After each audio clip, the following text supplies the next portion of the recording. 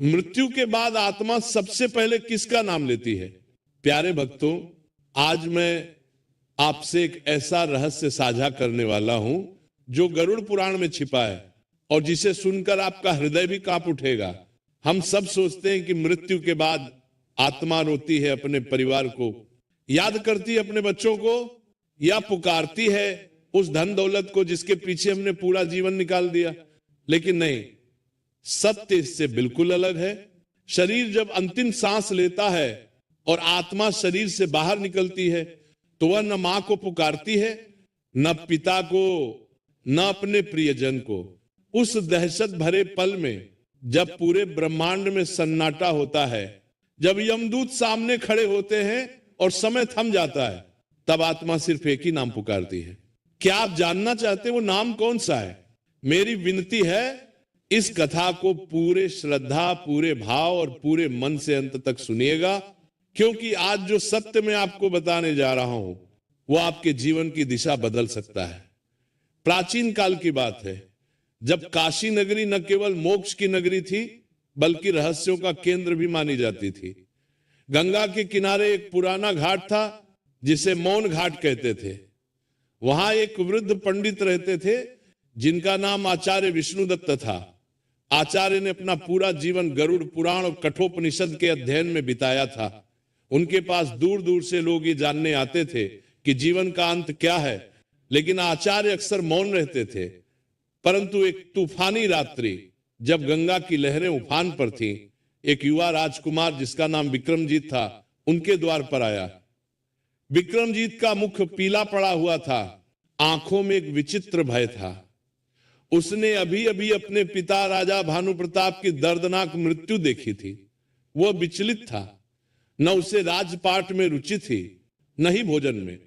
उसके मन में केवल एक ही प्रश्न गूंज रहा था। उसने आचार्य के चरणों में गिरकर कांपते स्वर में पूछा, आचार्य, मैंने अपने पिता को अंतिम समय में कुछ बुदबुदाते देखा। उनकी आंखें शून्य में किसी को खोज रही थी। मेरे मन में एक ही प्रश्न है जो मुझे सोने नहीं देता। जब शरीर छूटता है, जब सांसें थम जाती हैं, तो वह जीव, वह आत्मा उस अंधकार में सबसे पहले किसे पुकारती है? क्या वह यमराज को पुकारती है, ईश्वर को, या अपने परिजनों को? आचार्य विष्णुदत्त ने दीप की लौ को शांत भाव से देखा। बाहर बादलों की गर्जना हो रही थी। उन्होंने राजकुमार को पास बैठाया और कहा, पुत्र, यह प्रश्न केवल तुम्हारा नहीं, सृष्टि के हर उस जीव का है जो मृत्यु से भयभीत है।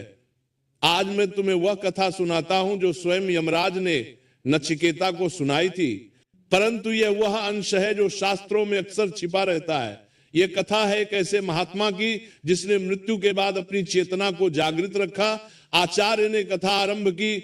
बहुत समय पहले अवंती नगरी में एक बहुत बड़े सेठ रहते थे। नाम था धर्मदास। जैसा नाम वैसा ही काम। धर्मदास ने जीवन भर दान पुण्य किया, मंदिरों का निर्माण कराया, गरीबों को भोजन कराया। सारा नगर उनका गुणगान करता था। धर्मदास को लगता था कि जब मेरा अंत समय आएगा तो स्वयं स्वर्ग से विमान मुझे लेने आएगा। उनका परिवार विशाल था, 4 बेटे, बहुएं और पोते पोतियां। वो अपने सबसे छोटे पोते मोहन से अत्यधिक प्रेम करते थे। समय का चक्र चला और धर्मदास का अंतिम समय आ गया। वो अपने आलीशान कक्ष में रेशमी बिस्तर पर लेटे थे। वैद्य ने नाड़ी देखकर सिर हिला दिया था। पूरे कमरे में रोना धोना मचा हुआ था। बेटे संपत्ति की हिलात करे, चाबियों के बारे में फुसफुसा रहे थे। बहुएं रोने का नाटक कर रही थी और कुछ लोग सच में दुखी थे। धर्मदास की सांसें उखड़ने लगी। उनकी आंखों के सामने अंधेरा छाने लगा। वह जो सुन रहे थे वह बाहरी शोर नहीं था। उनके कानों में एक अजीब सी सन्नाटे की गूंज थी। जैसे ही अंतिम सांस निकली, शरीर झटका खाकर शांत हो गया।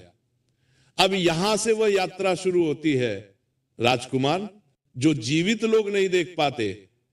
जैसे ही धर्मदास का शरीर निष्प्राण हुआ, उन्हें एक झटका लगा। उन्हें लगा कि वह एक गहरे कुएं से बाहर खींचे जा रहे हैं।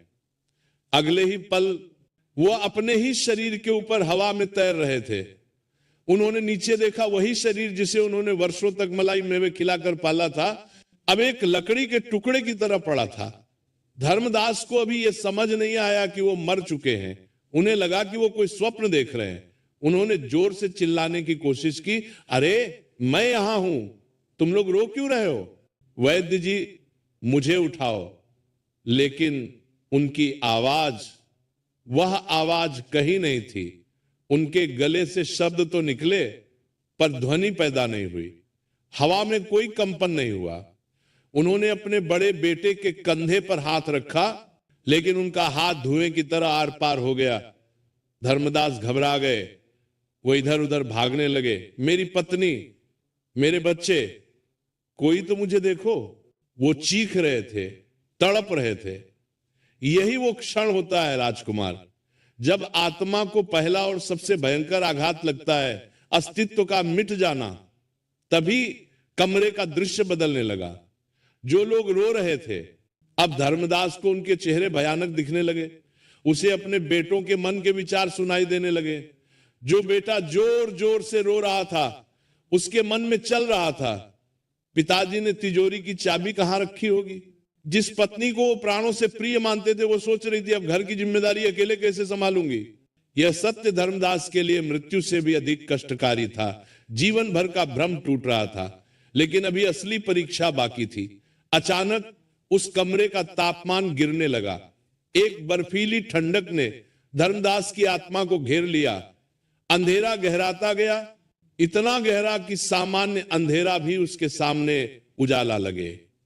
और उस अंधेरे में उन्हें कुछ आकृतियां दिखाई देने लगी। वे न तो मनुष्य थे न देवता, वे यमदूत थे। उनकी आंखें अंगारों की तरह दहक रही थी। धर्मदास, जिसने जीवन भर पुण्य किया था, भय से कांपने लगा।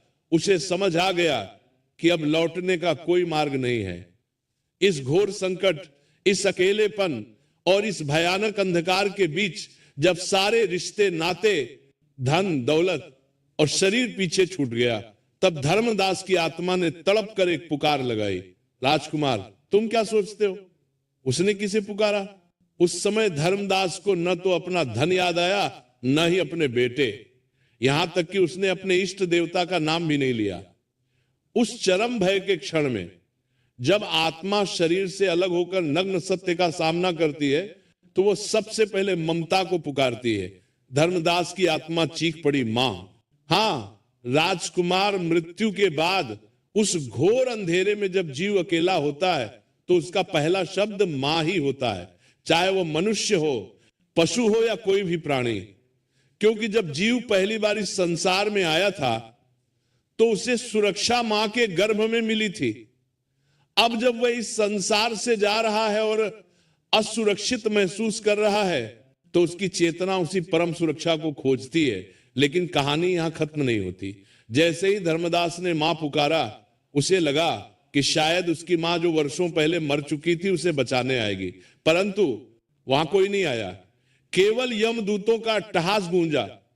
एक यमदूत ने भारी और कठोर स्वर में कहा, हे जीव, अब न कोई मां है न कोई पिता, यहां केवल तेरे कर्म हैं। पुकारना है तो उसे पुकार जो सत्य है, क्योंकि रिश्ते तो शरीर के साथ ही जलकर राख हो जाएंगे। धर्मदास की आत्मा अब और भी अधिक भयभीत हो गई। अगर मां नहीं आएगी तो कौन बचाएगा? यमदूतों ने उसे पाश रस्सी में बांधना शुरू किया। वह सूक्ष्म शरीर जो अंगूठे के बराबर आकार का माना जाता है, उसे खींचकर ले जाने की तैयारी होने लगी। तब धर्मदास को अपनी एक गलती याद आई। एक ऐसा पाप जो उसने जवानी में किया था और जिसे वो पुण्य की चादर के नीचे छिपाता रहा था, वो पाप अब एक भयानक राक्षस का रूप लेकर उसके सामने खड़ा हो गया। उस समय धर्मदास की आत्मा ने दूसरी पुकार लगाई। यह पुकार मां के लिए नहीं थी, यह पुकार थी पश्चाताप की। मुझे एक मौका और दो, मुझे वापस जाने दो। वो गिड़गिड़ाने लगा, मैंने गलती की, मैं उसे सुधारना चाहता हूं। आचार्य विष्णुदत्त रुके और उन्होंने राजकुमार की आंखों में देखा। राजकुमार, आत्मा की यह तड़प सबसे पीड़ादायक होती है। जब वो देखती है कि जीवन भर जिन चीजों के पीछे वो भागती रही, सोना, चांदी, जमीन, वे सब यही पड़ी हैं, और जो साथ ले जाना था भक्ति और सत्य, वह खाली हाथ है। यमदूत उसे घसीटते हुए अंधकार मार्ग की ओर ले चले। यह वह मार्ग है जहां न सूर्य है न चंद्रमा, केवल तपती हुई बालू है और कांटों भरा रास्ता। धर्मदास चिल्ला रहा था, लेकिन उसकी पुकार सुनने वाला वहां कोई नहीं था। तभी उसे क्षीण प्रकाश दिखाई दिया, बहुत दूर एक धुंधला सा दिया जल रहा था। उसने सोचा शायद वहां कोई मदद मिल जाए। वो उस प्रकाश की ओर खिंचा चला गया, लेकिन जैसे जैसे वो पास गया, उसने देखा कि वो प्रकाश किसी देवता का नहीं, बल्कि एक और आत्मा का था जो वहां भटक रही थी। वो आत्मा रो रही थी और कह रही थी, मुझे पानी चाहिए, मुझे पानी चाहिए। धर्मदास ने ध्यान से देखा, वह आत्मा कोई और नहीं बल्कि उसका अपना ही एक पुराना मित्र था, जिसकी उसने व्यापार में धोखा देकर संपत्ति हड़प ली थी। मित्र की आत्मा प्रेत योनि में तड़प रही थी। धर्मदास की आत्मा सिहर उठी। उसे समझ आ गया कि कर्म का फल कितना भयानक होता है। तभी एक यमदूत ने उसे जोर से खींचा और कहा, चल आगे तेरी यात्रा बहुत लंबी है, अभी तुझे वैतरणी नदी पार करनी है। वैतरणी, जिसका नाम सुनते ही बड़े बड़े योगियों का भी हृदय कांप उठता है। खून, मवाद और भयानक जल जंतुओं से भरी वह नदी। धर्मदास ने कांपते हुए पूछा, मैं इसे कैसे पार करूंगा? मेरे पास तो कोई नाव नहीं है। यमदूत हंसे, नाव? अरे मूर्ख, जिसने जीवन में गौ दान किया हो, जिसने प्यासे को पानी पिलाया हो, उसके पुण्य ही नाव बनकर आते हैं। बता, तूने कभी निस्वार्थ भाव से किसी की प्यास बुझाई है?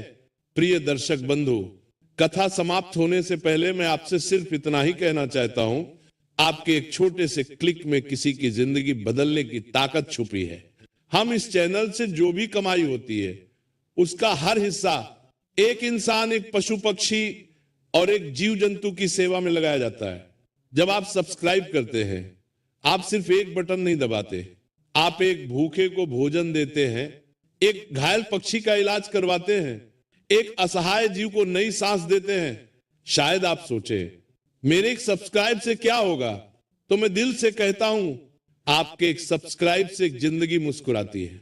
तो आज अगर आपके दिल में जरा सा भी प्यार है, थोड़ी सी भी करुणा है, अगर आपको लगता है कि हम किसी के लिए कुछ अच्छा कर रहे हैं, तो इस नेक काम में बस एक लाइक और सब्सक्राइब से जुड़ जाइए। आपका हर क्लिक किसी की उम्मीद बन जाता है, किसी की प्रार्थना बन जाता है। तो आइए हम मिलकर सिर्फ कथा न सुने, बल्कि किसी जीवन के रक्षक भी बने। अभी सब्सक्राइब करिए और एक लाइक कर दीजिए और प्रेम का यह संदेश आगे बढ़ाइए। और हो सके तो कमेंट में जय राधे राधे जरूर लिखें।